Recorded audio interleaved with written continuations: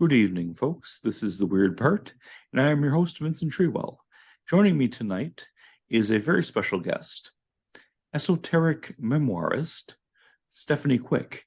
I have a number of guests on the show, and I only have people on who I respect, who I consider to be doing valuable, interesting work.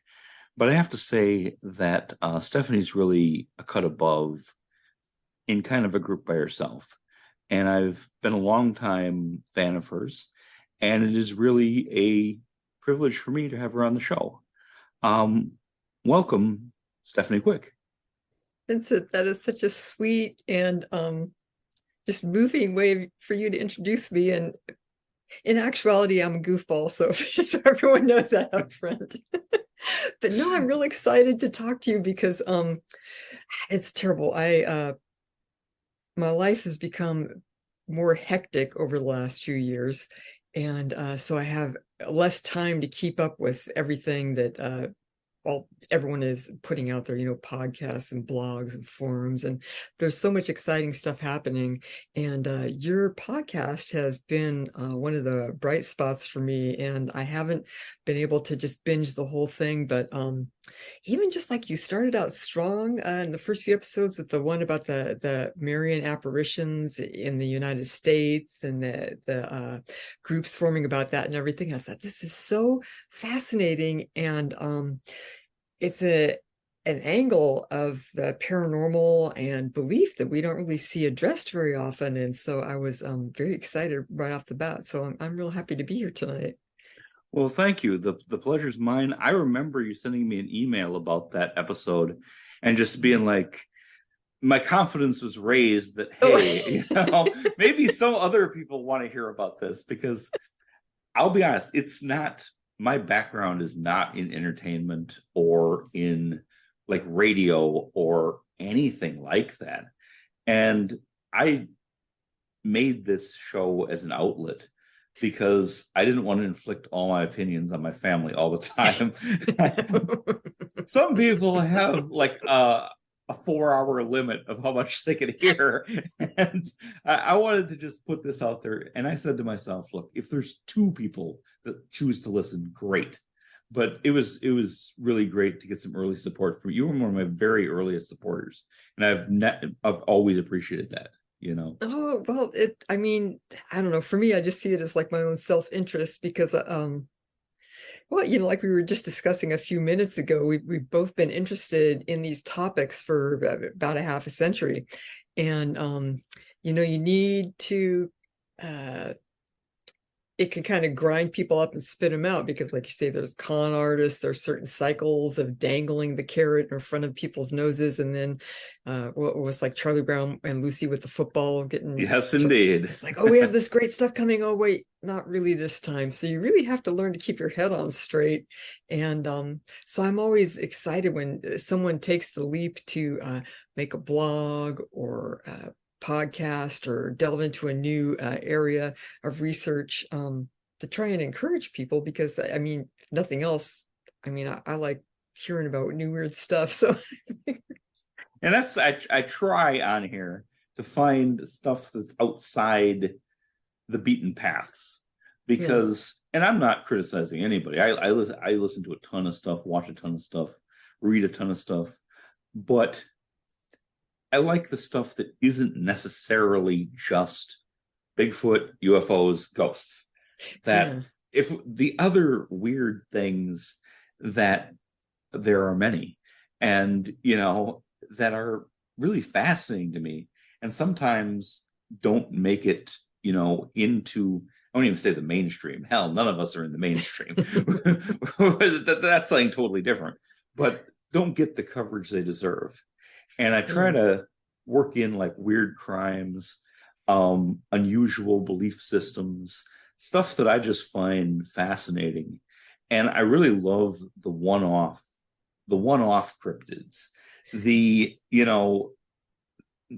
unestablished, like the Loveland Frogman. Yes, the classic. Like what the hell? Now, a bunch of people saw something, but not enough to make it its own thing, like Bigfoot or something, And that's where I try to kind of specialize in the maybe the passed over, and dig things out of there, because there's some interesting stuff going on around the world all the time, Yeah. I think it ends up being well, like in science and stuff, they end up talking about the lumpers versus the splitters. And there are people, and I don't knock them at all. I think it could be fascinating, that want to come up with kind of like a grand unified theory of the weird.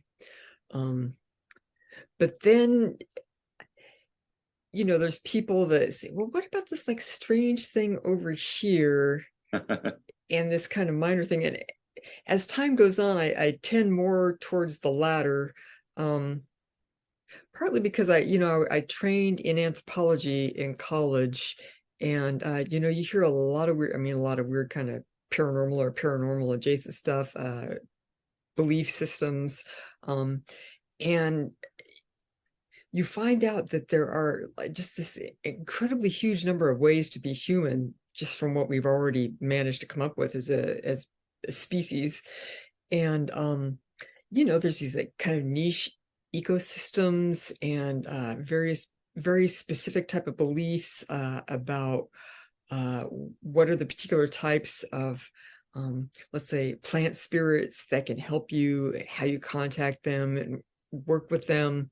And to me, that's always been something that has been in the back of my mind as far as looking at weird things, because okay, how does a particular cultural history, economic system, means of getting food to this particular area, history, the people living there, their own individual peccadillos, how does that all kind of coalesce into whatever you're seeing? I mean, like with the Loveland frog, could it be that someone, I mean, just looking at something like an extruded thought form idea, what if there was these kind of, I love that picture of the witnesses there. They're kind of like wearing these groovy 70s kind of outfits with like the angel fight type pants and the feathered hair.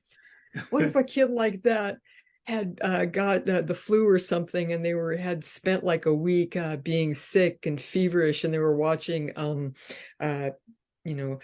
old Creature Features movie in the afternoon about the creature from the Black Lagoon, right? So they're thinking of these like marine amphibious mammals in their fevered state, which of course, if you look at the esoterica, is supposed to facilitate the extrusion of the etheric, right? When you're ill.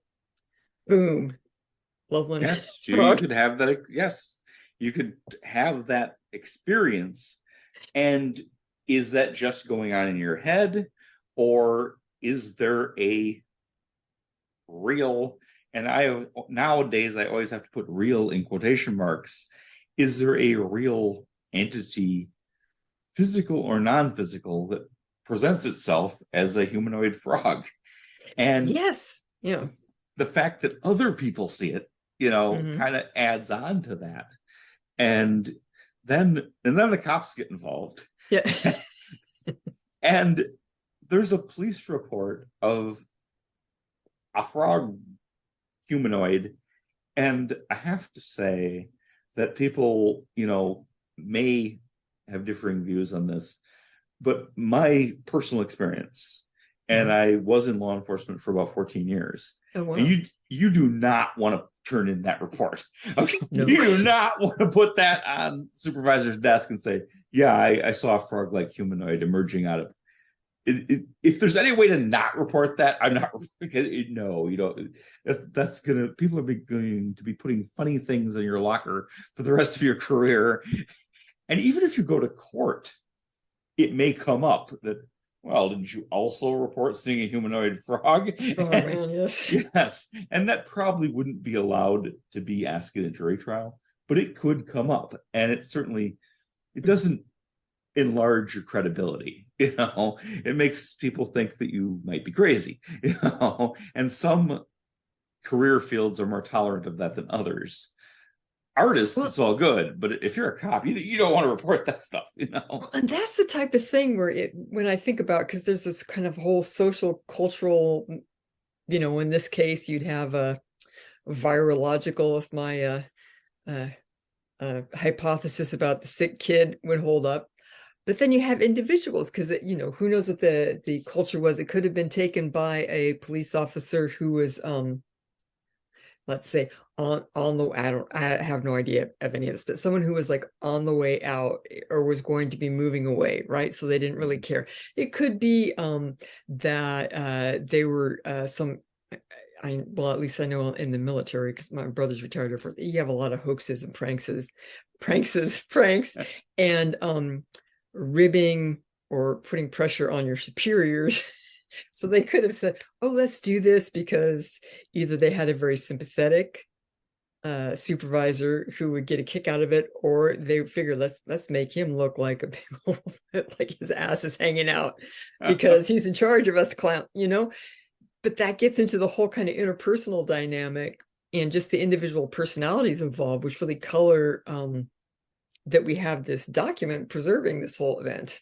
Who knows how many of these events? Well, I think these days we have a much better idea of how prevalent these type of events can be because of so many podcasts and everything out there. And you have a lot that where people just send in or narrate their own accounts of weird things that have happened to them. And and I think we're a more open society than we were decades ago. I'm always impressed, though, by the cases where somebody who it's not going to help them to report this comes forward with it anyway. In the Loveland Frogman thing, I'm going to let this go in a second, but it's just near and dear to me. I love talking about the Loveland Frog. It's like a classic. It's a classic for a reason. And there was actually a possible police cover-up where a different officer said that he found a dead iguana by the part of the road. I remember this. And said that a dead iguana missing its tail, and like turned it in and said that this is the Loveland Frogman. That's it. Game over. But then he later recanted and said, I was just trying to cover for my buddy because I didn't want everybody to think he was a nut. I planted that there. And so you have this like bizarre, ongoing, what really happened?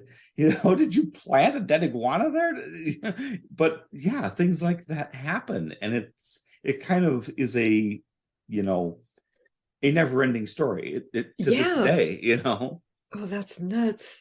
Well, it's so funny too, because I forget where, I think it was Matt Hopewell at AP Strange on Twitter.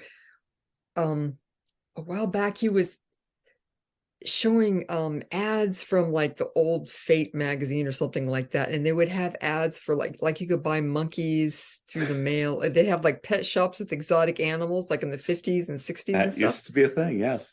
Yeah, which is pretty terrible because a lot of these animals did not live in great conditions. No. Well, yeah, that's why a lot of these regulations came into effect, is because like my mom, brought this up with my mom the other day, because I'm thinking, like, how do you get like an iguana in Ohio? Right? But I was talking with my mom, and she's talking about I was born in Fresno, land of the night crawlers, and in the early 60s, and mom and dad, they were interested in German Shepherd breeding and showing at that time. And they had went to this one lady's house who was big on German Shepherds, and her whole living room was given over to, she had like some kind of small-tailed monkey that was living in there. Wow. And yeah, it didn't seem, it was like crapping all over and making a mess. And that was the 60s. You could buy live animals and guns through the mail with nothing other than a return address, Oh, it's quite possible. I mean, it seems unbelievable, but it's quite possible that this guy managed to get a hold of an iguana, and for nefarious, who would do that to an anyway? He may have found it dead. Who knows? The iguana may have been in evidence, because that's true. When the police take away dead animals from kind of pet hoarder type folks, it's tough to say. Like the magic bullet in the JFK killing, the iguana will probably never be found. Those two things don't get compared very often. While you were mentioning the magic iguana bullet, not that I digress. Iguana swallowed that bullet. Yes. Well, you mentioned briefly, and now I'm going to run away with it, that Uh-oh. you knew you have a relative in the military, retired from the military, Yeah. and the culture of pranking, and Yes. which is definitely a thing. I was also in the service, and yes, that's totally a Okay. thing. And people have blamed the whole Rendlesham Forest incident in Britain on being the British Special Air Service pranking the Americans because of some friction they'd had earlier, and that they faked the whole thing to make the Americans, and particularly their commander, look stupid. And that's one possibility. I got that from I 14 Times. Yeah. I yeah, I'm not well versed enough on it to say. I would suspect it was more than that, but it's funny. My brother uh is retired Air Force, and he was just telling me, he was up for Thanksgiving. He was telling me that they had, because he was in the desert during the Desert Storm, and before that, Iraq and Saudi Arabia over many years. Um, so he was talking about, actually, I think that this was, he was out of Offutt Air Force Base in Nebraska, and this must have been in Nebraska. So they had this one guy, I forget his rank, but he was in charge of all them, and he was just really terrible and would, like, they would, one time he said that he needed his quarters painted to pass inspection, and he was having trouble with it. So he's like, I'll pay you guys or whatever. So like, sure. So they painted his house, and then he fudged on actually giving them any money after, just like really stupid, petty. Um, so I guess they had decided, now they were had their offices and everything in these kind of reinforced concrete structures. Oh, yes. Bunkers or, Yeah, because I guess most of Offutt is actually below ground, um to hide what they're doing. So for whatever reason, this guy who's above them had been just like a real, I don't know, can I swear, but you can really say awful. butthole on the air. Okay, yes. I've never been told, I've never had any problems with anything anybody's ever said on my show. Probably because I Okay. fly under the radar. He was like an inflamed rectal area of a person. Um, Although that's, I mean, the rectum does an honest job, and if it's just inflamed for whatever reason, I feel like that's casting aspersions on an honest part of the human anatomy. Anyway, this guy Deeply was a fair to jerk. an innocent orifice. Exactly. So they decided to just mess with him. He was like a real concerned about the neatness in his office or something. So they're standing there, and this one guy's like, "Oh," he said, "this is all like reinforced concrete. It can hold a lot of weight." And so what they did was they took everything on his desk and they like attached it on there the way that it was set up. Then they turned it all upside down, and they drilled it and attached it so that like the desk was coming down from the ceiling, the chair was coming down from all that type of stuff, like just exactly how he left it, but all upside down and hanging from the ceiling. That is And perfect. so the guy had came in like the next day or something, and he just like spent like 5 minutes in there, and then he just like left for the day. And they took everything down and put it back how it was. But anyway, and this is just like a handful of guys. Mhm. So I'm guessing, I'm thinking, people that are this committed, this culture that is that committed to just messing with someone, Rendlesham, I mean, it could have been. Uh-huh. Oh yeah. I mean, that's one explanation. I'm not, that's not the hill I'm picking, but Yeah. it has been one suggestion. And there is in the military a tendency for urban legends to spring up and take on a life of their own. Yep. And that's happened with a lot of things. Um, I'm thinking when you mentioned the underground bunker structure in Iraq, man, I haven't thought of that in a long time.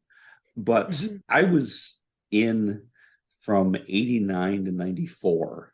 And Mhm. so right in that area. Yeah. right in that era. I did Yeah. not, I was not in the Gulf. I was in Somalia, but I was not in the Gulf. Yeah. But a lot of people who had been in the Gulf talked about all the things they found in the underground bunkers when they took them away from Saddam Hussein's administration. Yeah. And there were always rumors of treasure. That was always Mhm. like they had just shitloads of like gold and stolen artifacts and stuff. But a lot of other things that were weird. And Iraq is Babylon. Yes. And they're apparently, I mean, these are urban legends, these are rumors, these are just things Mhm. I heard from people who might or might not know what they're talking about. Mhm. But there seemed to be an effort by the Hussein regime to keep hold of various valuable objects that go way back in time to Babylonian pre-Islamic era Yeah. and not display them publicly Yeah. because publicly they were very Islamic, Yeah. but secretly they're very interested in the things that went back to like pre-biblical even Babylonia. Yeah. And it's, and I'm just riffing here a little bit, but it seems so strange to me that the United States, the new world Mhm. big power, has two huge enemies all the time, which are Babylon and Persia. And that, Iran being Persia, and that those are the most among the most ancient cultures, and that sometimes we might be looking for other things than what it said we're looking for. And it might not be about oil per se, or even about politics per se, but there might be things there that we want to find. And they made that into what was that, Stargate? But Yeah. I don't think that's foolish. I think that those civilizations go back before we can even recollect, and it wouldn't surprise me if we were definitely searching them out. My own personal take on this is that I think that you have this isn't popular with a lot of people, but if you have, like, let's say any type of regime in a country, you're going to have true believers and you're going to have pragmatists, um, and they're always trying to make a coalition and kind of playing off their own agendas by trying to make these alliances. So I wouldn't be surprised if a lot of our forays into the Middle East, that, I mean, obviously oil is huge, and we need that. And we have to have that control to maintain our power base here, uh, in as the US, as a world superpower player on the world stage. At the same time, you have true believers that I think can kind of glom onto that. And then if they have kind of a power base, then they can get in there and pursue their own interests as well, and push their own agendas, which very well, I'm sure, have to do with there's a lot of people that are especially evangelical Christians here in the United States, who are very interested in that area of the world and what's going on there for their own philosophy of how events will be unfolding as far as their uh, religious ideas about the end of Oh the yes. world and all that type of Well, stuff. So I think that it's like an infolding and these alliances that come forward. Um, and then too, when you have someone like Saddam Hussein, who's just like this, brutal dictator, then whatever they're interested in personally, they have all the power to pursue it. So, and like you say, there's always like the public face, what's the whatever we're shoving down everyone's throats here, uh, versus, their own personal interests and behaviors. So, yeah, I think you raise a really valuable point that people talk about institutions like they're a monolith. mm, The police, the yeah, military, the government. But when you really look at them and get inside them and know them, there isn't one. There's 10,000 little factions and factions within factions. and it's a lot more complex. It's almost like an anthill that you see it as being this solid structure, but inside it's all a labyrinth. Yeah. And yes, people are pursuing their own personal passion projects on the government dime. And that, yeah, that totally happens. And so it may not be policy, but it may Yeah. be at some mid level. I'm just interested. Go find me the Ark of Covenant. Now we're going to find that, okay, at Yeah. all costs, And as far as you were mentioning the fundamentalist Christians, I'm thinking of that guy from Hobby Lobby Mhm. who who this is a couple of years ago, but only a couple of years ago, got involved with some big scandal because he was buying Iraqi That's right. I artifacts forgot about that. to Yeah. try to prove something. I don't know, it was like an ancient version of the Bible or something. And yeah, he was putting down some huge amount of money to get this. Yeah. And that's the thing that goes on. Yeah, absolutely. Yeah. I mean, it's a very strange thing. And it's weird to me because people are hearing me for the first time. I have had a number of, I guess, for the lack of a better word, psychic, empathic, telepathic, medium, mystic experiences through my life. And so We're for me, supposed that we're supposed to talk about this in an orderly fashion, but then we got to talking and it went off about the rails rather quickly. But yes, on the please. love lone frog people. Yes, Right. please tell me about your personal experiences. That And I so had an order to this, but no, the flow is always better than the order. You go ahead. um so for me, that's been a part of my own I mean, I don't ask people to take it. If I just say I had this like spiritual or empathic experience or whatever, I don't expect people to take it. I mean, it's just what I'm telling you. You don't have to believe it or whatever. But it's interesting. When I was in my probably mid-20s, I my boyfriend at the time, my friend Sean, my boyfriend was in a art program through California College of Arts and Crafts, where they'd send you to New York for a semester, and you had a studio, and you lived in the YMCA and all that stuff, and did art. We're an artist in New York, so he did that. And so when he was there, my friend Sean and I went back to see him for a week. And so we're all artists, so all we did was like go to museums the whole entire week, which was great. But it really struck me, if you go to the museums in New York, especially like the Met or something, and it's just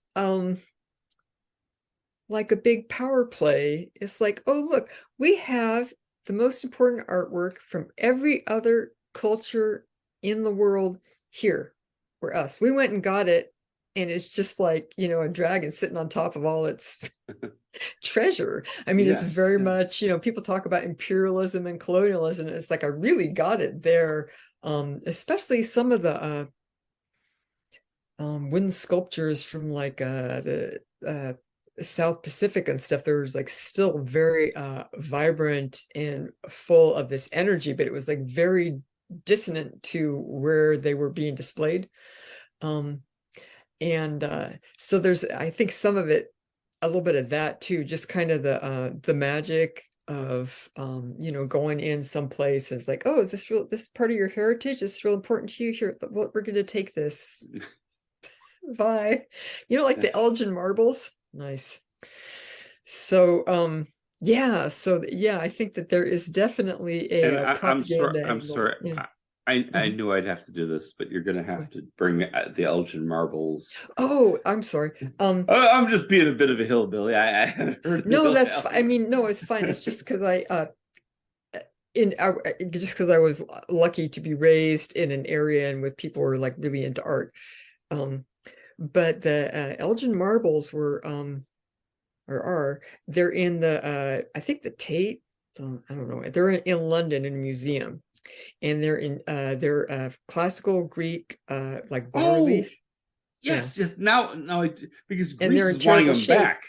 Yeah. Greece is, and several countries are starting to demand, hey, all that stuff you took from us, we'd like it back, because it's like ours. Yeah, to repatriate these. Yes. Yeah, these objects. I have now heard of that. Yeah.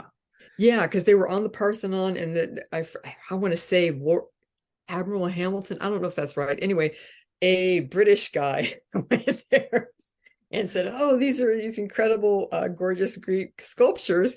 So he looted them off the temple, put them in his ship. The ship sank, and the marble didn't do so great after it was sitting in the seafloor until it got, rescued. And then they still displayed them in their deteriorated state. But yeah, this is the type of thing that people get disgusted by, because it's just like, oh, let me just have this, and it's like kind of looting and pillaging, but calling it archaeology or something. But Oh, yes. And it's only within our lifetimes that yeah. archaeology stopped being that, Hmm. and stopped being, we're going to go to indigenous peoples and just start digging up their graveyard. And like, but my granddad's buried there. Well, this Yeah. is science. Okay. We're going to do it. Okay. And the incredible level of disrespect that was shown for decades, probably Centuries. centuries, Yeah. you know, is often kind of edited out. But that is, attitudes have changed drastically within our lifetimes of Yeah. how these things should be handled.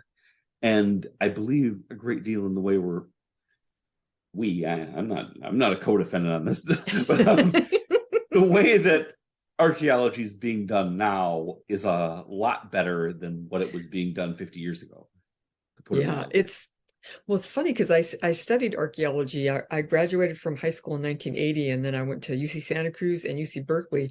And I was at Berkeley just when the whole idea of repatriating these indigenous remains was starting to become a hot button and starting to become something that was possibly possible. And yeah, the anthropologists, some of them were thinking it was a great idea. Other ones were like, this is my whole career has been spent trying to, you know, on these bones, basically studying these bones and everything. And I remember there's a famous anthropologist named Tim White. He and Donald Johanson discovered Lucy, who is one of our most ancient ancestors. It was a big deal in the 80s or late 70s, and just this incredible find in Africa. And really taught us a lot about how we developed as humans, because of course she had like a smaller, more delicate brain, but she was already fully upright. And then it's just so moving to just see these, peoples from so long ago. It's always something just incredible. But so I remember Tim White in the beginning, he's like, oh, well, um, we should still be able to have these, and what they were talking about was at UC Berkeley, they've had an anthropology department for, over 100 years, like about 100 years at that point. And they had a lot of sets of remains of pre-Columbian people, native peoples, indigenous peoples in California and elsewhere who had been dug up as part of archaeological projects. And they were just keeping them like in cabinets in storage for scientific study. And the people who were, Indians still in the area, which we have a lot, saying we want these returned to us so that we can handle them with the respect that, give them a proper burial, basically. Um, and of course, the university was fighting this. And I remember Tim White at the time was saying, well, we should keep them because, this is a way, there's a lot, the native peoples around here, they have a lot of adversity, they have health issues and stuff. And it could be that by studying these bones and stuff that we could help with some of these issues, and it'd be a way for them to find out more about their ancestry, that type of stuff. Which, okay, is kind of like happy horse shit. But We're also, doing this for your own good. I'm sure it's going to hurt a yeah, lot, but kind we're of, doing it for, yeah. yes, yes. And then I remember, and I haven't been able to find this, but I remember this is back when newspapers were delivered to your doorstep and news was on the radio. It was before the internet. But then I remembered when things started to go more towards repatriation, he was like, well, these people have no proof that they're related to any of these sets of remains anyway. Wow. Wow, indeed. Yes. That's harsh. Yeah. And guess what? It turns out yeah, these people are related to the, you know, Well, in this day and age, they do because this DNA is probably very yeah, portable. You know. yeah, exactly. It has come to pass that, yeah.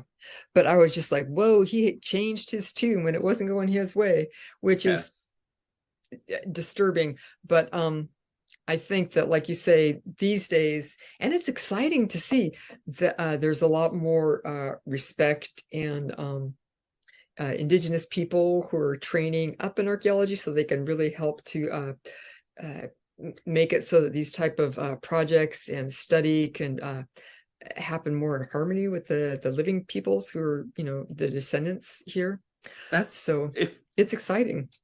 yes, and two things. One, personally, my heart loved anthropology in college, but my body needed to make some money, so that's why I This didn't. is the thing. That's why I didn't end up involved in that professionally. But a lot of this, and I can talk about this a little bit because there are so many indigenous people's mounds in Wisconsin. Yeah, Wisconsin is like a mound, not the only one, but a mound capital. yeah. And if it's approached in the right manner, there doesn't have to be a conflict. Um, it can be done in a respectful way that you just look at how would you approach if you wanted to dig up the tomb of the unknown soldier? Yeah. You wouldn't just go in and start shoveling away. You'd talk with people that are involved, people that can cooperate, people that can do this in a proper manner. And a lot of people want to talk about their culture, want to talk about their history, want to tell their story. And it can be a win-win if you start from the right place, I would say. Yeah, and if you accept that,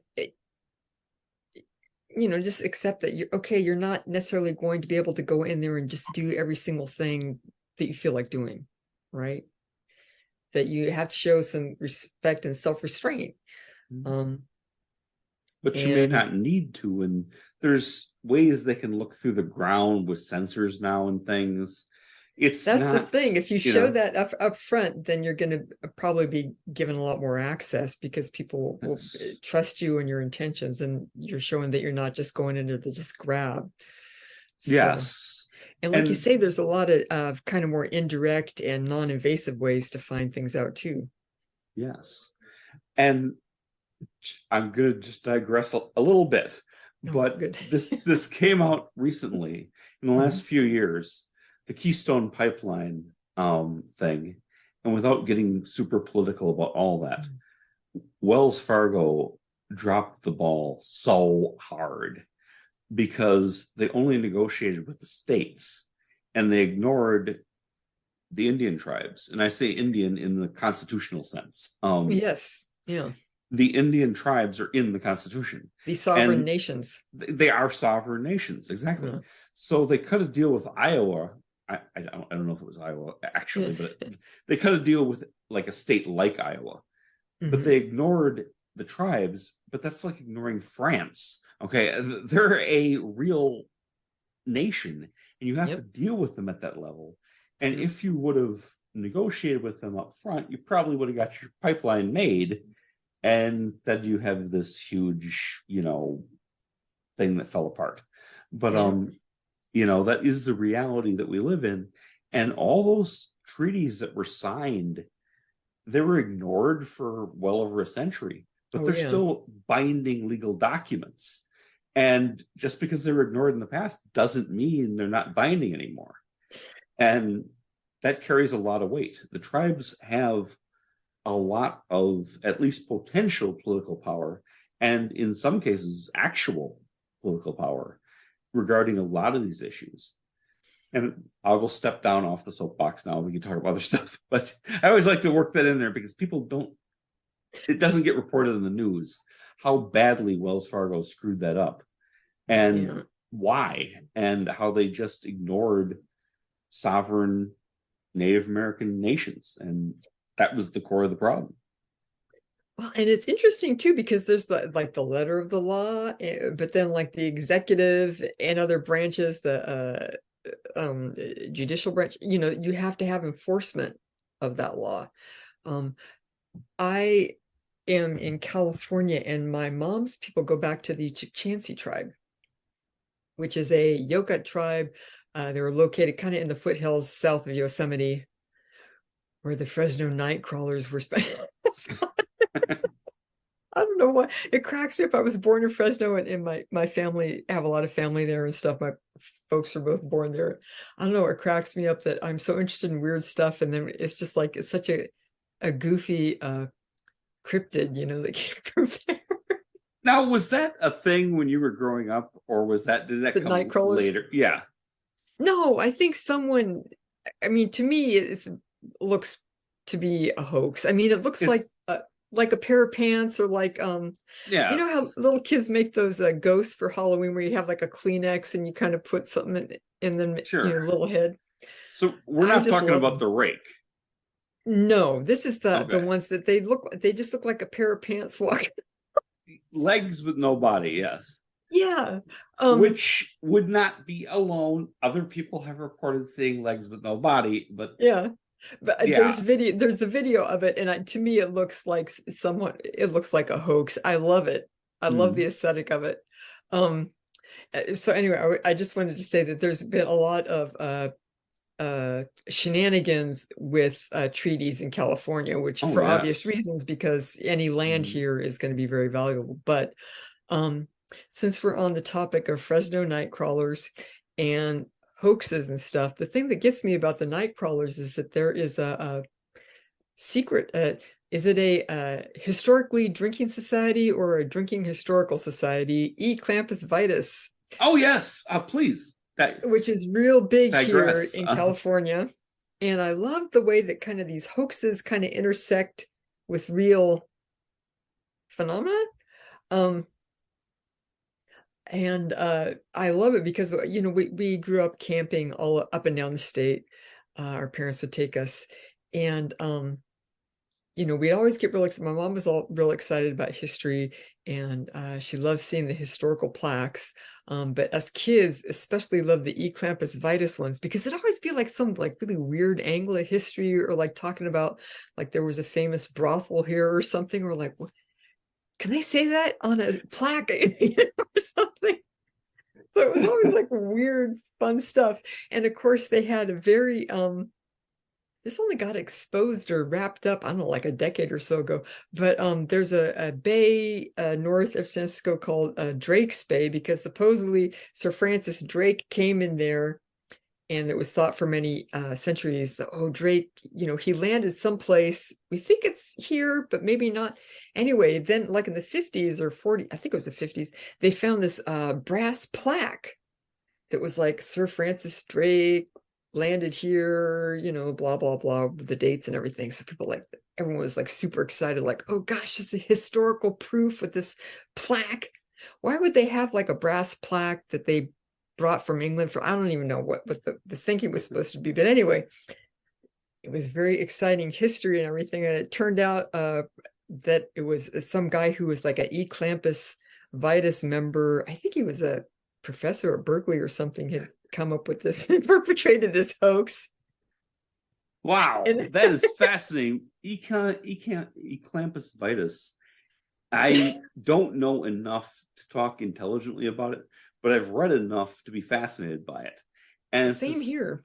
quasi Masonic, but not really Masons, but they're definitely, we like to drink a lot, and we like to pretend to be very important and, dignified agents of society.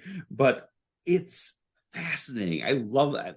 That's something I've been meaning to look into for a while. And they have a great kind of approach that they'll always try and find like actual history, but it's going to be from like an odd angle or some kind of strange, weird event that actually happened. Or like Emperor Norton of San Francisco would be like I'm sure that they have memorials to him, right? If people don't know, he was like at the 1860s or 70s or something, he decided that he was emperor of San Francisco. And I don't know, people like, he printed his own money, something. He was just kind of like a He'd walk bum. around dressed like a general, but not, Yeah. yeah. and people would give him kind of acknowledgement, but he was kind of local color, you might say. Yeah, it was kind of almost like a performance art piece, Yes, that he was yes. doing back before there was performance art. Um, but Oh, I would yeah, say stuff like that. there's always been performance art. We just used to Yes, call it yes. religion or something Yeah, else. yeah. Or just like eccentrics. Oh yeah, well there's that too. Yes, Yeah. yes. But anyway, yeah, I don't know. I've always had a hard time because the eclampus vitus too. If you can find a fair amount of information on them, but it's usually written by members, and so they half of it is they'll just become like blowhard, shooting their mouth off, obfuscating, all that type of stuff. But it's they that Francis Drake's Bay hoax was just masterful. It went for quite a while, I, and I, and I have to say that I have heard a mhm. very scholarly dissertation on why Sir Francis Drake did reach California, Yeah. but it was covered up because the British Crown, who he worked for, did Mhm. not want the rest of the world to know that they could get there. That Yeah, they yeah, had, their friction with the Spanish Armada and with other world powers. They didn't want everybody to know that they could reach California. yeah, And he was very angry with the Queen that he wasn't, celebrated as an explorer for getting there, but that was remained classified. Now, I can't vouch for that one way or the other, but some people do absolutely believe that who are not clampus vitus types. yeah. Well, and that's the thing with eclampus vitus too, is that they actually know their history, but they like to have fun with it too. Um, Yes, yes. which is like the most dangerous type of person. But but yeah, so and that's with any type of history, I mean, we only have partial information, and then you add in like military and intelligence, where there's always going to be good reason and methods for concealing information, because information is very valuable. I mean, information was, even before the information age, information was valuable. So yeah, yeah, it's part of the thing for me. It's like, how do you I was talking with someone. I feel very odd because I can't remember who I was talking about it with. Um, just keeping your balance in these type of realms, um, and realizing that you may not know something, right? And you That's may very never important. know, and being good with that, as opposed to becoming consumed with um, collapsing the wave function, right? I must prove this one thing happened the way I believe it happened. That's Yeah. probably not the most productive route. But you raise something that I find fascinating, and that is how intertwined, real tight, the occult practice, espionage, codes, ciphers, secret societies are always like wrapped together where you can't pull them apart.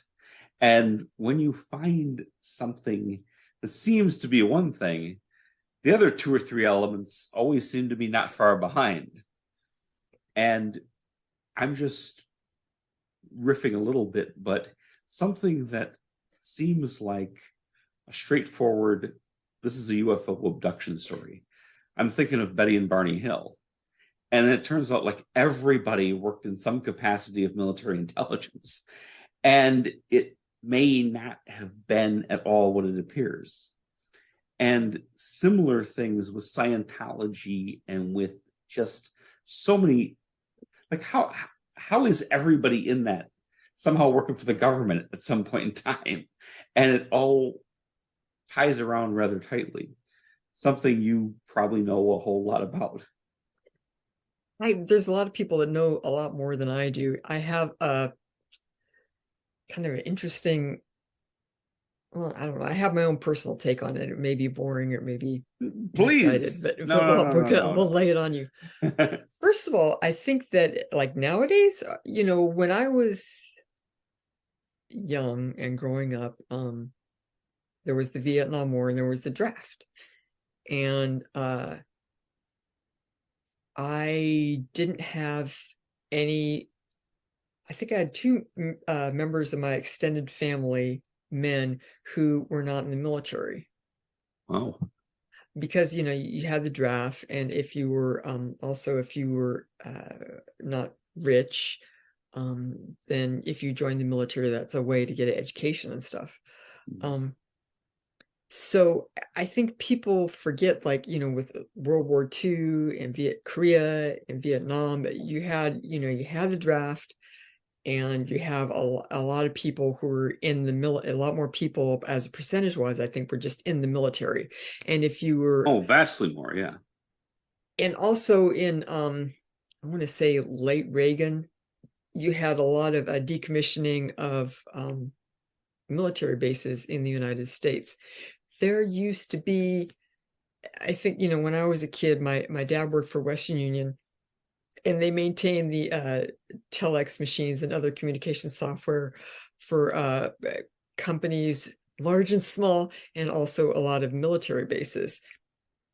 And there were huge bases like all over the Bay Area, up and down the Central Valley, and they have all the great vast bulk of them have been decommissioned. So I think people, in the time that Betty and Barney Hill got had their experience, it's not unusual to me that you'd have a cluster of people who are all working in military intelligence, because there was just a ton of people who worked in the military on a military base as contractors or concessionaires, that type of thing. And as well, you're going to have like network groups, like community groups or groups of friends, or people that are attached to like a learning facility. It's like, if you are thinking, okay, there's this weird situation's come up, let me reach out. If your first point of contact is someone who has is in military intelligence, they're going to know a lot of other people in military intelligence. So I think that could be part of what's going on. Oh, yes. Correlation is not causation. It's Exactly. not, Yeah. it's not a But guarantee at all. yeah. At the same time, we do know that there's a ton of different psyops that have been tried, or how do I want to say, floated and also tried in various parts of the world by the US military. There's some interesting documentation of a guy who came out of the UK government using psyops around the Troubles, when they were having the war with the Irish Republican Oh, Army. wow. I have Yeah, not heard of this. I forget the guy's name. I haven't. Oh, geez, I haven't thought of this for like 2 or 3, maybe 3 years or something. I don't know. Because the ones I'm familiar with are usually in more of the so-called third world. But yeah, like in the Philippines with the vampire. yes. Yeah. I know a guy who was involved in mutilating corpses in Vietnam and things like that. But doing it in Ireland, I hadn't heard of. Please. Yes. Well, as I recall, I have this article somewhere. I have like all these Google Docs with all my various interests in it, like 100 or something. It's in there someplace. Anyway, basically they were having operations at night, and I think the IRA and the UK both didn't want there to be child casualties or casualties of minors, kids. Mm-hmm. And so what did they were sending around, oh, that's right, they were sending around rumors of that there was a coven of Satanists who wanted to perform human sacrifice in this one cemetery, and that they would be out at night trolling for victims, kind of a thing. So kind of this is along the satanic panic lines, as a way to get civilians off the street after dark. Wow. And I think it worked somewhat. But yeah, this guy was like a dissenter from, I believe, the British side, who was like falsely accused of some crime or other in retaliation, and then later exonerated. But yeah, so yeah, I mean, wow, because that usually is heavy. Yeah. And it makes total sense. Like, in context, it makes total sense. But yes. Wow, that is really interesting. Yeah.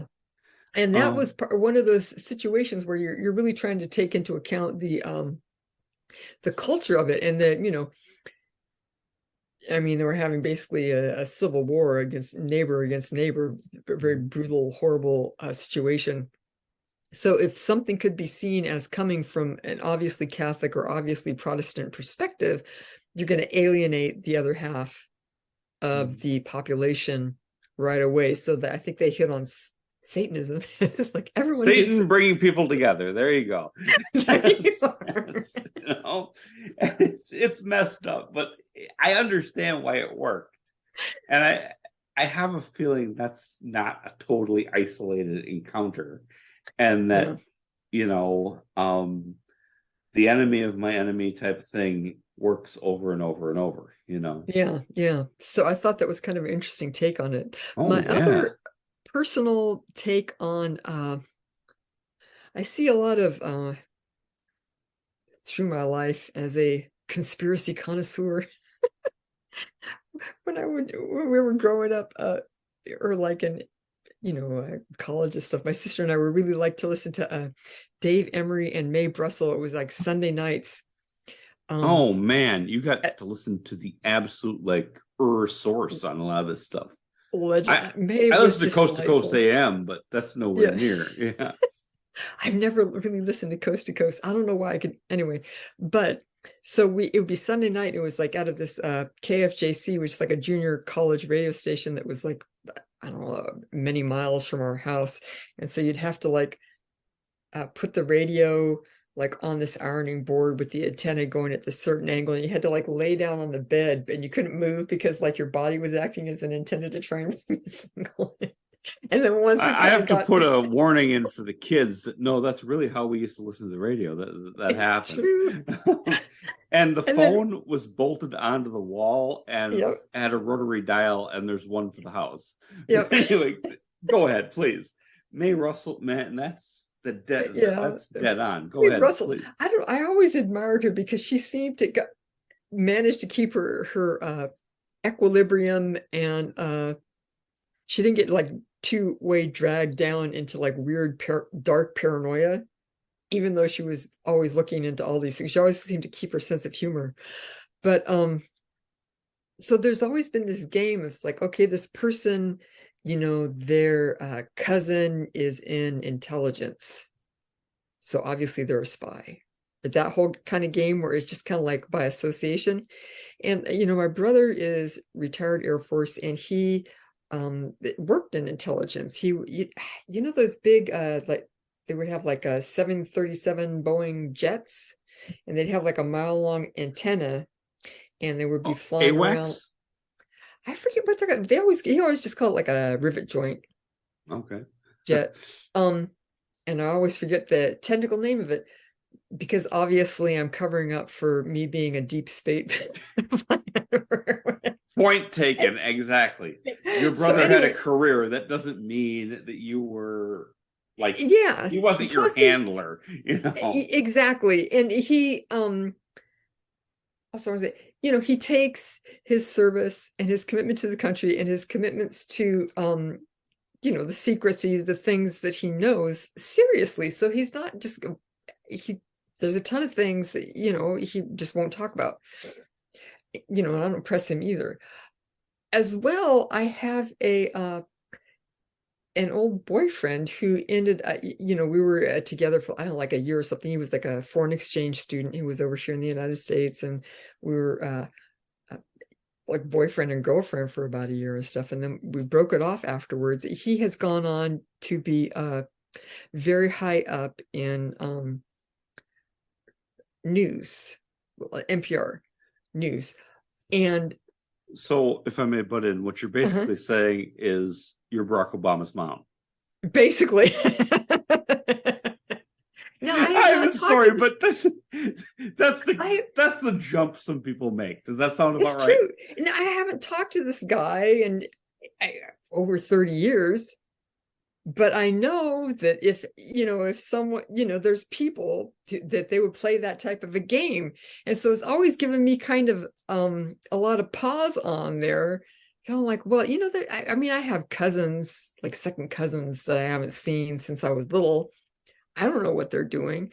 So, I mean, if someone has that type of relation, I mean, it could be something, but it could very well just be that, these people knew each other way back then before anything started.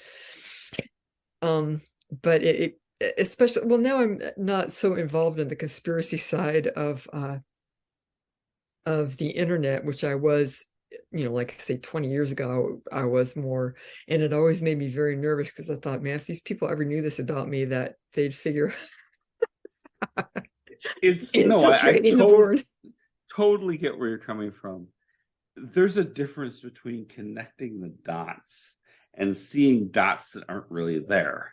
Every dot doesn't connect to something. Okay. Yeah. Sometimes people just have a life, and it doesn't mean that, you have to really keep a grounded, clear mind when you deal with this stuff. Yeah. Conspiracy stuff, particularly, I would say. Because everybody who was somebody's neighbor, was in a club with somebody, is somebody's cousin, dated somebody, was married to somebody, whatever, is somebody's descendant, or okay, some of that sometimes does mean something, but a lot of times it doesn't mean anything. And we have to That's be the willing to accept that sometimes coincidences do happen. You know, Yeah. I believe And that. yeah, and you just have to, well, like I said before, we're just, being able to be okay with not knowing something. And and it's hard because there's conspiracies, they happen. Oh, Um if I may, and I mhm, I mentioned being in law enforcement earlier, mhm. and I hate the way that the media talks about so is dismissive of conspiracies, like that doesn't really happen. That's just something weak-minded people think because they're uneducated and they're dumb. I know Yeah. conspiracies happen because I was in a few. Okay, and I'm not making any confessions, and nobody died. Okay, no, but did we sometimes do things that at the time might have gotten some people in a lot of trouble? Yes, that happened. And that happens. And wherever you are, whoever you are, wherever you work, it's happened there too. Okay. Yeah. And anybody who lives in the real world knows conspiracies do happen. And, when they're exposed, especially if they're big and important, like, say, Iran Contra, Yeah. then they're not called conspiracy theory. Then it's Yeah. not stupid. Then, if it's Trump and the Russians, or if it's, I don't know, I'm trying to think of a Democratic equivalent, but there are plenty. If it's big and important and it gets exposed and people go to jail, it's never called a conspiracy theory. But if Yeah. you're just, go ahead. Well, I was gonna say it's this weird thing. It's because they're I don't know. It's like when I used to say this a lot when I was younger, but you get these people that it's understandable. It's a human impulse that you just want to be able to not have to think about things and just be able to kind of gloss it and figure out what box you're going to put in it. So you get these people, well, blah blah blah. These people that thought that JF Kennedy was assassinated through a conspiracy. There's never been a president that's been assassinated through a conspiracy. And I'm like, how many people hung for Lincoln's assassination? We've all seen that picture. Oh my God, I'm so glad you brought that up. Yes, the first American president to be assassinated was a fairly large conspiracy, and we don't know if they got them all. Okay, Yeah. Yeah. they almost certainly did not get them all, but Yeah. they had plans to not only kill Lincoln, but to also kill the head of the Supreme Court, the Secretary of State, to just basically decapitate the U.S. government so the Exactly. South could Yes. rise again. Yeah. Yeah. And that was a worked out conspiracy involving multiple people, and then people to hide those people and people to fund those people, and it was a big deal. Yeah. Well, And yeah, it reminds me of oh God, the guy that bombed the Olympics.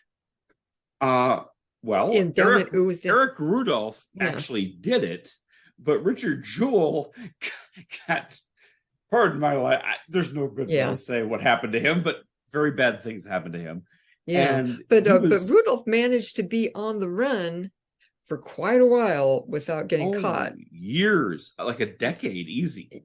Yeah, and so yeah, I mean, obviously there was a certain level of conspiracy there to support him. Oh, people were pretty open about it. Yeah, There yeah. were Christmas decorations with Run Rudolph Run Mhm. posted in places when it wasn't Christmas. Okay. Yeah. There were people who were persuaded that because he bombed the Olympics, which was the New World Order, and Yeah, he blew up abortion clinics, yeah, and I think he blew up a gay bar.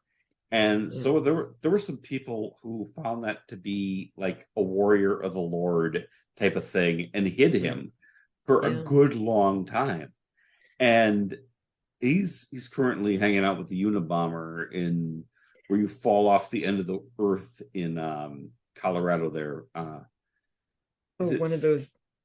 he's in the Supermax in Yeah, yeah, Colorado for the yeah, rest of his days. But they one, there was a network of support, yeah, and probably before as well as after. I don't think he ever acted completely alone. yeah. I don't think so either. And Richard Jewell almost, ended up in Supermax for the rest of his life, despite being completely innocent and saving some lives. Yeah, But because he was a security guard at where this yes, bombing took place, and they because he was there close to where it happened, they targeted him as a suspect, and they really wanted to get someone because it was a heinous crime and very bad for PR. And yeah, so that went very badly. And then meanwhile, you had this, dare I say, conspiracy network of people who were supporting Rudolph in as he was on the lam and evading capture oh for a number yes, of years. So yeah, it's like you're saying, there are these conspiracies that happen. People have gone to jail for them. Real crimes have been committed, but like you say, that we don't have a very sophisticated level of a discussion in the media in our public life in the United States these days. all too true.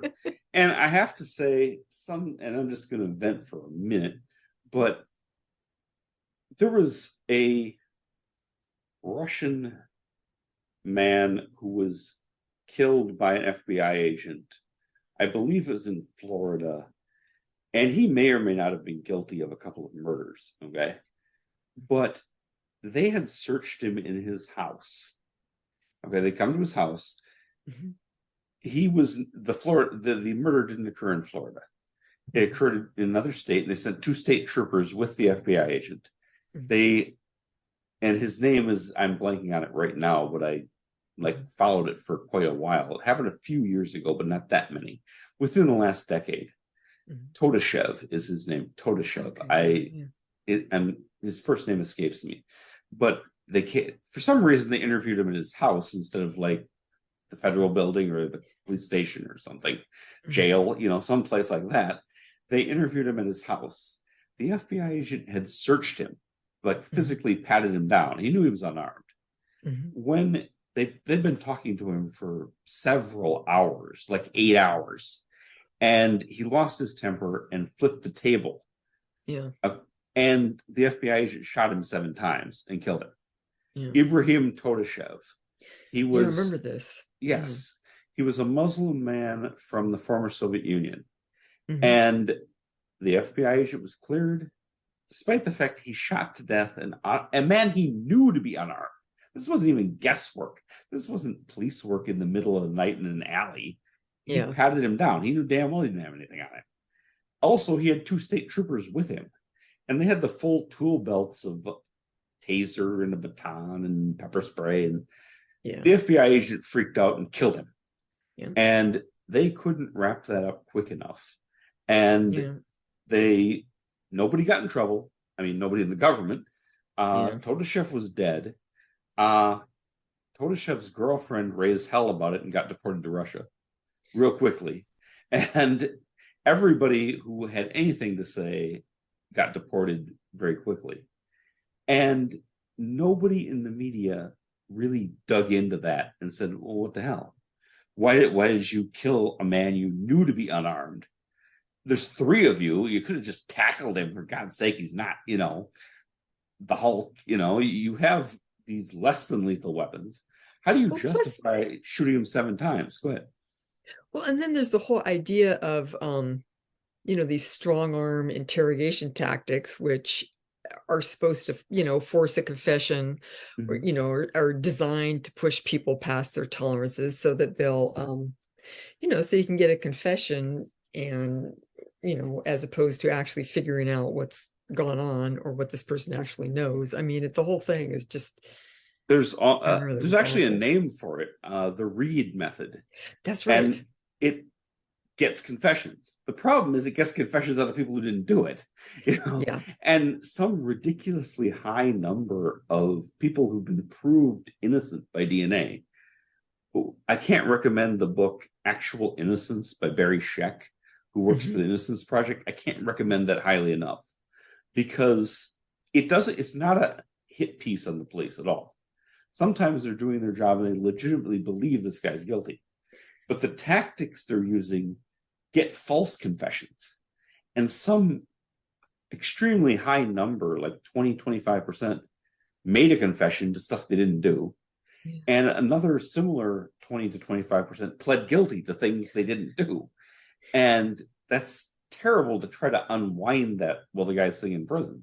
And meanwhile, the real killer's out there doing what they will, It's not justice for anyone. No, exactly. It's not justice for anybody at all.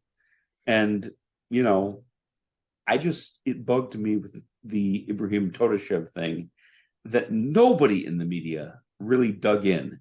Now, if the National Police Force of Iran killed some guy, or Russia, or China, we would have no problem believing that they just freaking murdered him, But when it's here, then it's different. That didn't happen like that. Yeah. And that's the thing that goes on and bothers me. But I digress. I agree. I remember that case. It was just so, unless, like you said, unless for whatever reason they had decided that they wanted an excuse to murder this guy. Yeah, it was completely senseless. Know what was going otherwise, on. Yeah. Mm-hmm.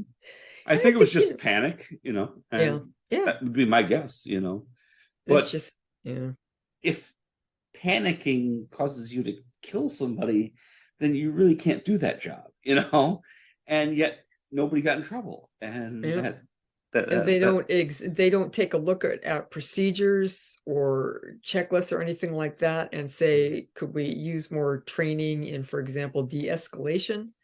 When I lived in Albany, California, it was interesting. I was thinking about this recently. Oh, because in my town, the emergency people posted that the police and the EMT and fire guys were getting training in de-escalation techniques, which I thought was good because when I lived there, we lived next to a woman who had a teenage daughter that she was beating severely. And then we also had a domestic violence incident, one-off kind of across the way from us. And luckily we were in a town where these police were really skilled in and committed to de-escalation. So like when we were talking about the woman who was beating her daughter, I think it was like a pretty high up police guy in the force, and he was just really filling me in on the whole history, the things that set the mother off, the type of social services that they were making available to the daughter. She was like around 14 or 15. They ended up working with the school and social services to get her sent to a boarding school out of state, so that she could continue her education and just get away from this mom who was, I don't know, it's the type of person you would say would have like a bad rage and mental health issues, but like not severe enough for her to be involuntarily committed. Mm-hmm. Oh, that's the type of person. Yes, there are people out there. And so it was really good because they were really interested in like supporting the daughter and making us aware, and just really trying to set up a lot of services and everything around her, as opposed to just like they prioritize the victim instead of Yeah. prioritizing how do we get rid of the offender. And Yeah, because then, that's important, you know? yeah, because that was her only parent. And then what happens? Then she's like in the foster care system. Mm. Is that any better? Anyway, so yeah, so to me, and the same we had that other situation, they managed to really de-escalate things and keep the parties away from one another, and so that was it. But it really opened my eyes to the fact that police can, and social services, if they are looking at it from this one angle, it doesn't have to be, it's so terrible these days. And and it's funny because Albany was just like just north of Berkeley, and then just south of Berkeley, of course, is Oakland. And shortly after that, I was living in Oakland, and man, it was a different story. We lived down the street from a high school where a bunch of, mostly Black students. And when they had first day of class, it was just, I mean, we lived on the second floor of an apartment that was on a little bit of a hill, and I would literally had helicopters that I could look out my window, and they're looking straight across at me because, had like about, I don't even know, like 24 police cars. Wow. Riot gear, helicopters, for first day of school. I'm like, you're really? sending a message and it's not a good one. Exactly. If you show up with that, if you give that impression, people are going to live up to what you're expecting, Yeah. And and I'm not saying that crime shouldn't be punished or that offenders shouldn't be taken into custody, but there's an element of theater there too.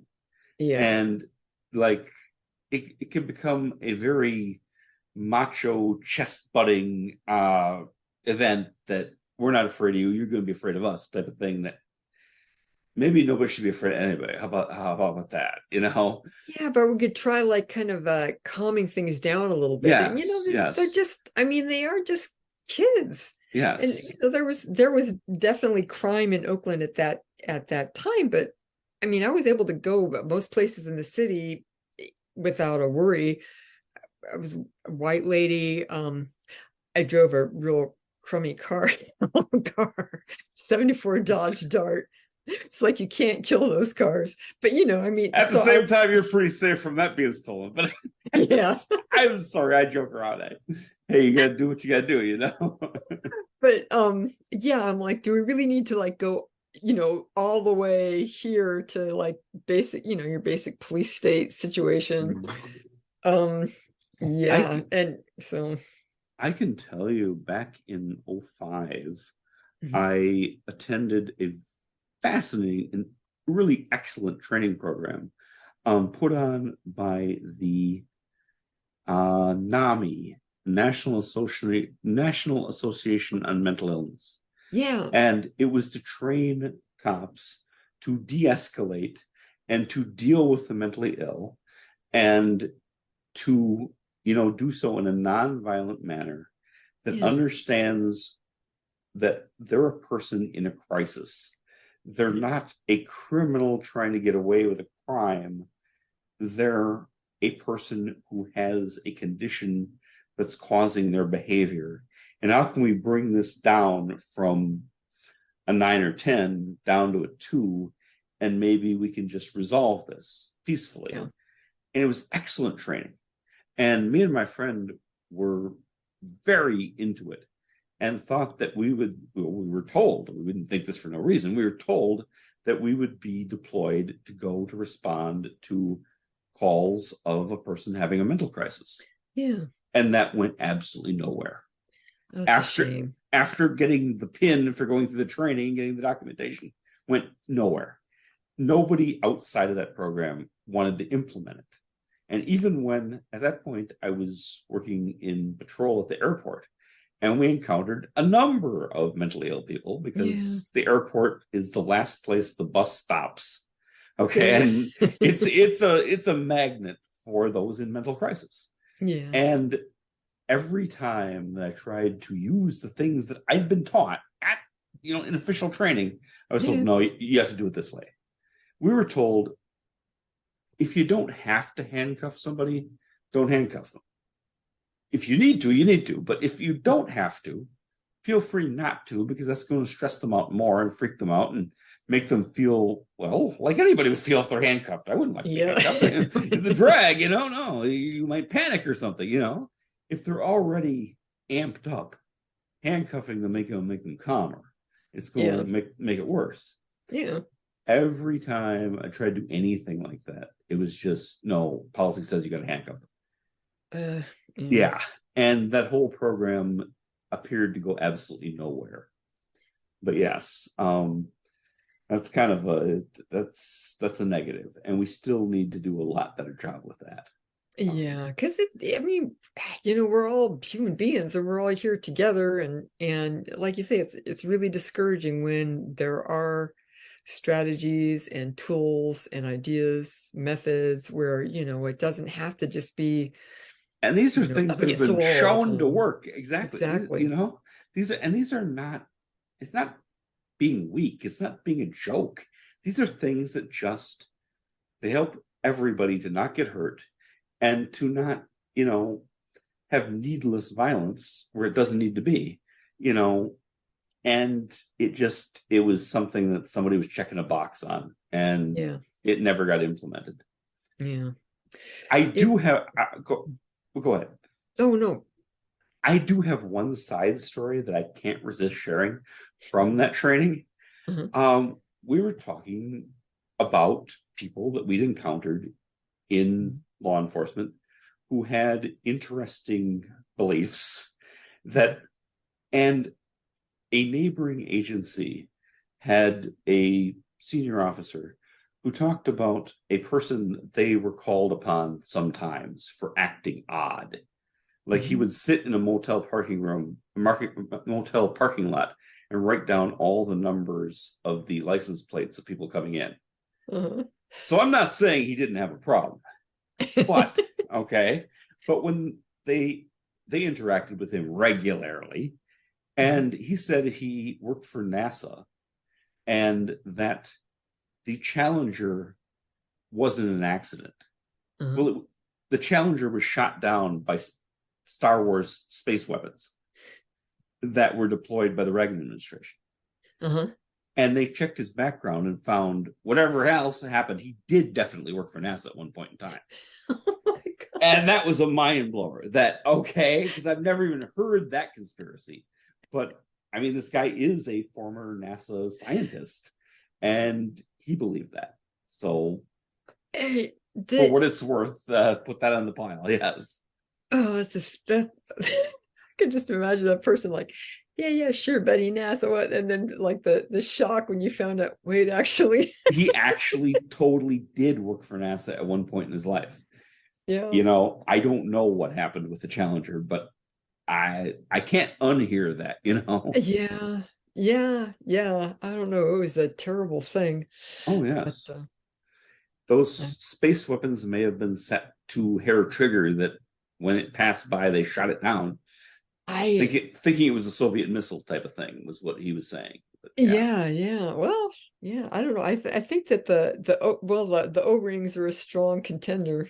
and that's true. There was an official explanation, which makes a lot of sense. And I'm not saying that happened, but that's a great story. I'll just leave it and hang there, Yes. How do you go from working going from working at NASA till you're sitting in this motel parking lot taking down all the license plate numbers? That's a good question too. And I don't know his whole backstory, but man, that was interesting. That's the thing, is that I love as well. It's just like you get these kind of odd stories about these kind of characters and people.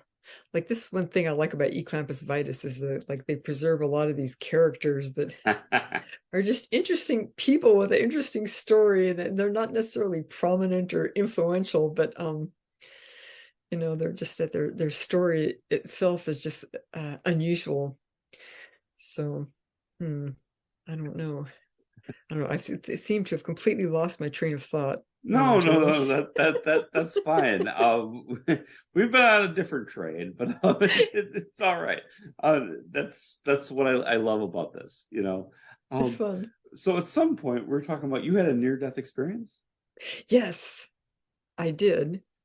Um, yeah, well, when I was around 15, I ended up getting, it was probably some type of an autoimmune disease.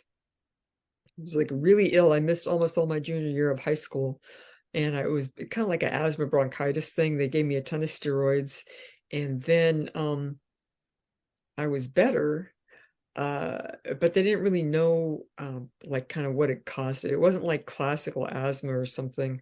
They couldn't determine an infection or anything. So since then, they figured it's probably autoimmune. But anyway, so when I was, I guess around 20, I ended up getting really ill with this type of thing again and ended up in the hospital for like 2.5 weeks on intravenous steroids, Wow. which is a lot.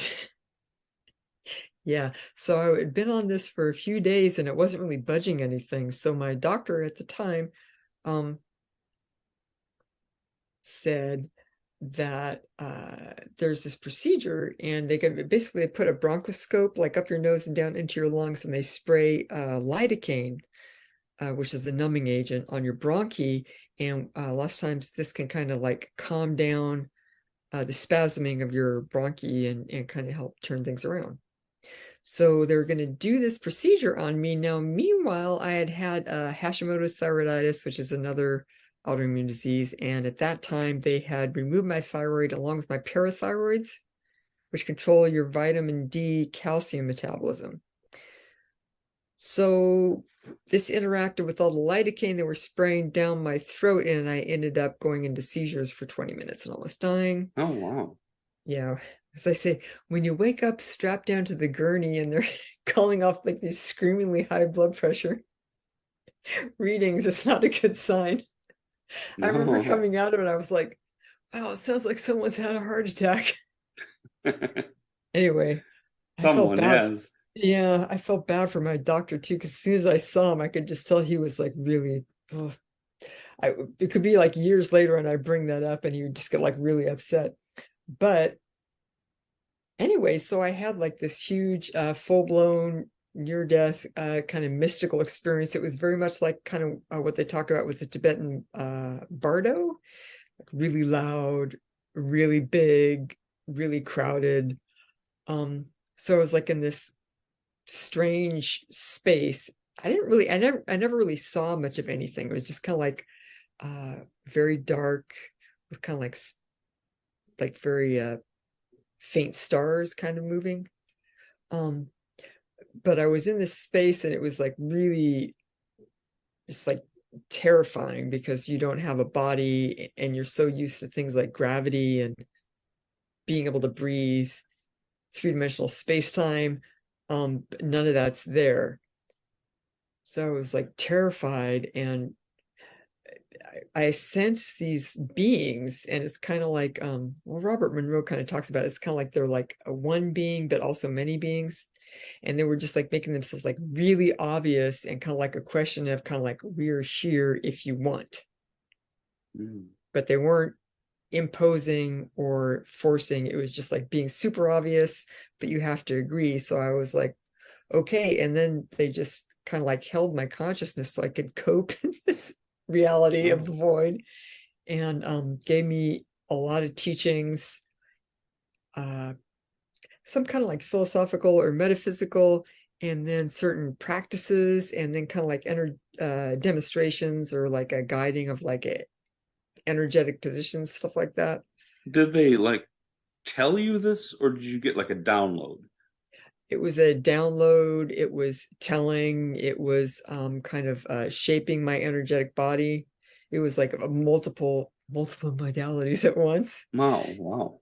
And also it was kind of like setting up a communication with them. And Robert Monroe talks about rotes. I forget what that's an acronym for, but it's like basically kind of like a ball of information that is kind of like thrown at you or made available to you, and then you can kind of tease it apart afterwards, which is a weird feeling because I don't know, I haven't really done that in a while, but over many decades since then, because this was probably about 40 years ago, um, I'd have like a question about like the energetic body or how to a certain aspect of reality is constructed or something. And if I had time to myself, I could just like be thinking this question and then kind of thinking it, and then you feel this sense, and then like this like line of thought or images or sensations, concepts is like coming through your consciousness sequentially so you can kind of understand it. Like you probably got it all while you were in that state, but had to kind of recollect it back in the normal physical state. Partly I'm, I have ongoing connection with them. Well, Like if I want, I can, be like, okay, tune in, how's it going? Or if I have a particular question about something, it sounds really corny. no. That's it's fascinating. And so you didn't have any of uh, the trope of No, the tunnel no, of light and the dead relatives and that sort of thing. none of the Oprah stuff. This happened, I'd never heard of a near-death experience when this happened to me. And then when it started to, this is a long ago. So when I first heard about near-death experiences, it was indeed like on the Phil Donahue show or something. Mm-hmm. Oh, it was huge in like the 80s and 90s. Yeah. Yeah. And it was these very visual narratives. And like you said, you had the trope of, like the tunnel with the bright light, and you're feeling like it's Jesus there or God, and you have the life review, and your grandma's there, she's dead, but she's like excited for you, but you have to go, someone tells you have to go back, all that type of stuff. That was not anything like what happened to me. So I knew that what had happened to me was a big deal. I strongly suspected that if I was frank with anyone and telling them what happened, that I'd be involuntarily committed, as we come back to our ongoing theme for our talk. Yes. Well, in that era, that might I won't say that wouldn't happen. Yeah. And I prefer it now, where you can feel free to talk about it and not have consequences like that. Yeah. So I kept it to myself. They had given me some practices, like meditation practices to do. So I did that, and I worked with some of the ideas that they had given me to basically see, because I had no idea anything like this could happen, or that you could learn things this way. I had a lot of education up to that point: science education, history, fiction, music, and art education. And I knew how you learned things or how you gained knowledge in all those ways. But this is just like, like Klingon or Vulcan mind meld or something, right? So I worked to see, okay, what they were conveying to me, is this useful? Does it hold up in our reality? And I found that it did. So I began to trust them more. But yeah, so this went on for a number of years, and I had like really no concept of what had gone on. And after a while, I figured it was probably a near-death experience because I almost died. Yes, yes. But other than that, I was kind of like, well, I found the work of PMH Atwater, who has she's still around. She's done a ton of work talking to people who've had near-death experiences, and she kind of slices and dices it a little bit differently. She'll talk about how there'll be like a psychopomp. So it can be, this is like someone who guides you to land of the dead and back.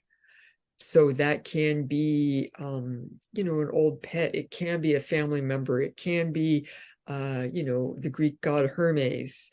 It could be all these different, it could be like a numinous bird. It could be all these different type of beings, but it's more defined by the role that they're playing. They'll talk about a sense of motion. I did have the sense of falling, as opposed to just like moving through a tunnel, right? And there's these other characteristics that are a little bit more abstract, and so can pull in because not everyone is going to be having like a super visual experience. Oh, I'm sure it's an extremely individual experience. I Yes. mean, what could be more individual than your own death or near death, you know? It's Mhm. probably going to be very different for different people. And Yeah. there's probably a lot of different aspects to what you're expecting, might be what happens. And there's a lot there. Um, Give me just 1 second. Sure. So, Stephanie, you were telling us that you were imparted a lot of knowledge and some practices by Mhm. these beings during your NDE. Um, Obviously, please elaborate on that. But were these beings departed humans, or were they something else, or do you This know? this gets to what we were talking about, being okay with not knowing. Yes. And another concern of mine, on what level of reality are you operating, or should you be evaluating something? Um, because, well, it turned out for 7 years, I had no idea who these beings were, if they were allied with any type of philosophy or religion or anything. Um, and on one level, that was very frustrating for me. At the same time, I learned that I could trust them, that they gave me effective practices and information that satisfied my curiosity about truth, but that were also practical for me. I could be uh, a more compassionate, more kind of even-keeled person. Before I had my near-death experience, I was the type of person I could go down to the um, corner drugstore to buy, a bar of candy and manage to get in like a huge fight with a checker or something. I was like a very contentious person, but I really managed to tone it down that with these practices and the interaction with them. So even though I didn't know like quote who they were unquote, I knew them on this very intimate level. Um, and I would say when people are, because there's controversy about developing relationships with discarnate beings, and there's a lot about, well, like in some forms of Catholicism, esotericism, biblical studies, like, well, if you know the name of the entity, then you can command them, right? And to me, so what? Who cares what their name is? Who cares where they come from? You want to judge them on the relationship that you have with them and how are they affecting you in your life. Um, is your life better by having that relationship or not? It's kind of like if you're gonna choose someone to marry, um, you want to look at that whole package. You shouldn't necessarily, I mean, you can look at like their name or if they're famous, their bank account, um, all that type of stuff. And that can have practical influences, but you need to have that heart connection. You need to know, can I trust this person? You know their name, yes or no. That's not going to tell you anything about, uh, if you can trust them or not, if they're going to I've be emotionally supportive. often kind of wondered about that myself. That, Mhm. okay, I know the names of some pretty bad dudes, but that doesn't mean they're going to do anything I tell them. you Yeah. know, Yeah. I'm always, and I would question getting in any kind of involvement with a spirit that you command, like you control them in a medieval sense. Like, Yeah. you shall do what I say, or I'm going to punish you. That seems really risky and dangerous and negative. Well, that's just my take. I literally know people who do that, but I don't do that. And Yeah. I wouldn't really want to do that.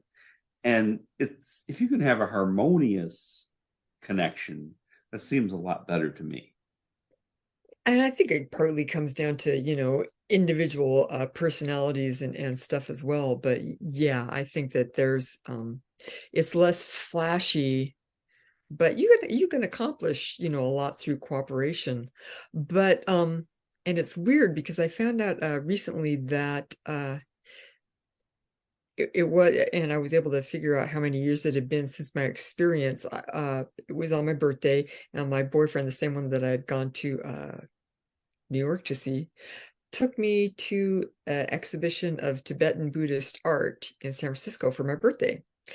And it was this amazing exhibition and very exciting to see. And there was one tanka. It's a Palden Lama. It's they call it a black tanka, a sacred painting of this goddess. She's the protector goddess of the Dalai Lama, and she's riding an ass. She's very fierce. And I saw that, and I'm like, what I saw looked nothing like what this looks like, but whoever painted this was painting about the same thing that I saw in my near-death experience. And it was the Wow. first, yeah, and it had been 7 years. It was the first time I'd seen anything that had any connection, and it just came across to me. So then I got interested in Tibetan Buddhism, and I spent a couple years living at a Tibetan Buddhist meditation center. That's a whole nother story, but it kind of set me off on a different relationship. But it was very different for me because I already had this relationship with these beings that Rinpoche told me. He said it sounds like the Tathagatas, which is like a kind of a bodhisattva, and I don't know how to put them. They're enlightened beings, and they're like a composite being, and they're concerned with I'm going to say, you call it like a cosmic FBI or CIA, like I don't know. It's a Yes. lot better than it sounds, I'm presuming, but But they're kind of like these beings that are concerned with that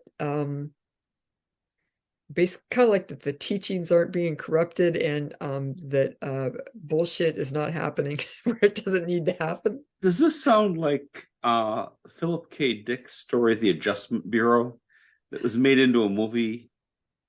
And I haven't read a lot of his stuff. the movie was also very good. Mhm. And it was these agents, and they were like agents, and they never disclosed, they never said we work for God, but they work Mhm. for God. Uh-huh. And it sounds kind of like that.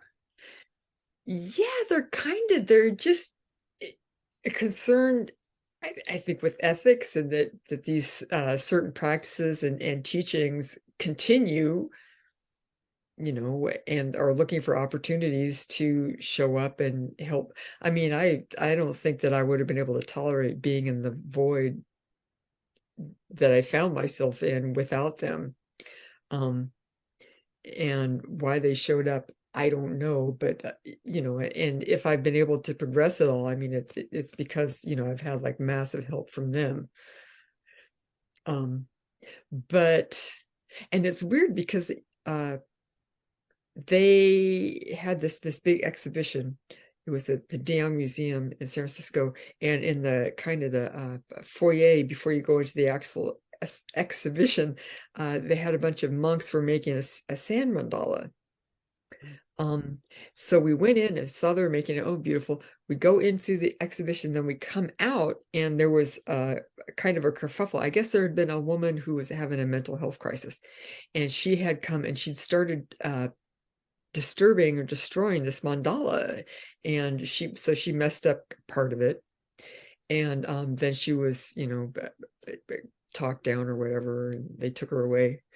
But was interesting to me because the monks, everyone was like, oh no, this is terrible, and the monks are like, this is what happened when we were making this mandala. We're not going to fix it because that's just the process that happened, which is kind of cool. Correct me if I'm wrong. Mhm. The Thin Mandala, they spend an enormous amount of effort to make Yes. this perfect item, which Mhm. then is washed away or blows away, and that's what's supposed to happen.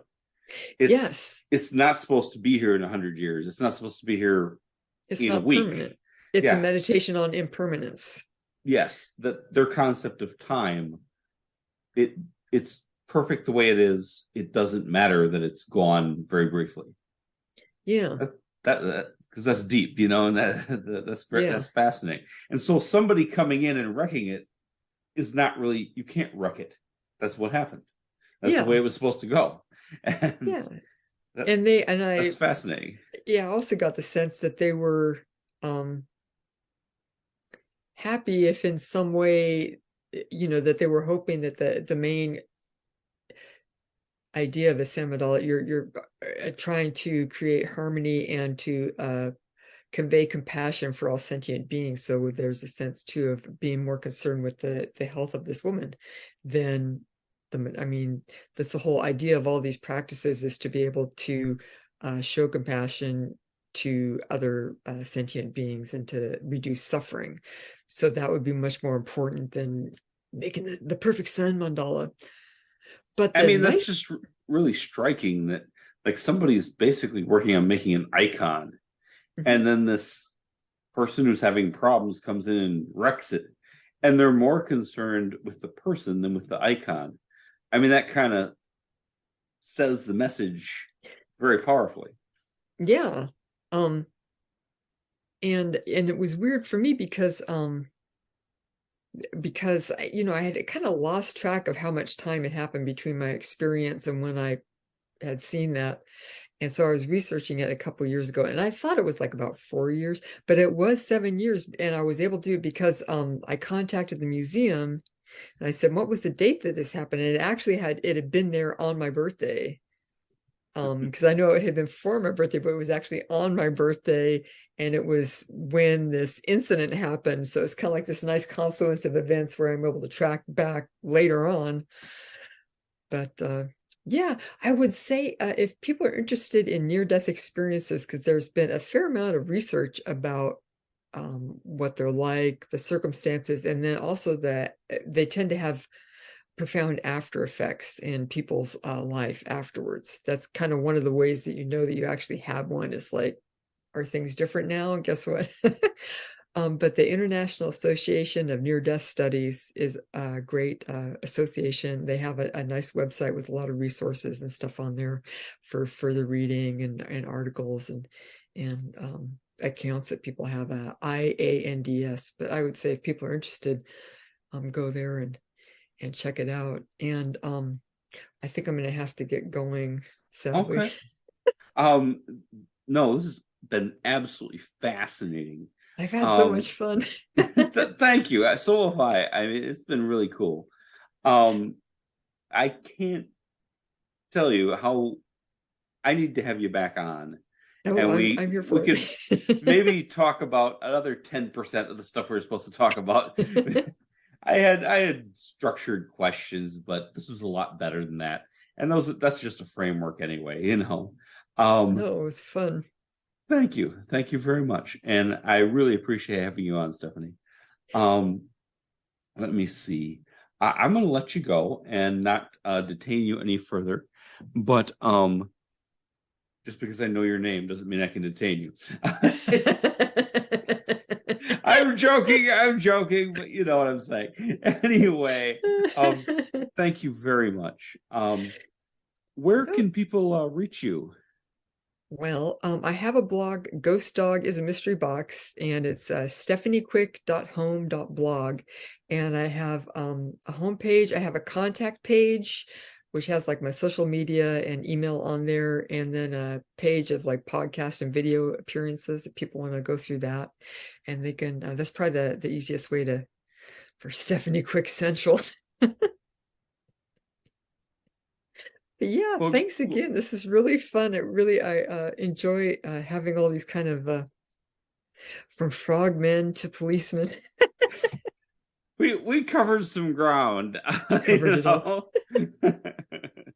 Absolutely fascinating material, and I do really appreciate everything you've had to say.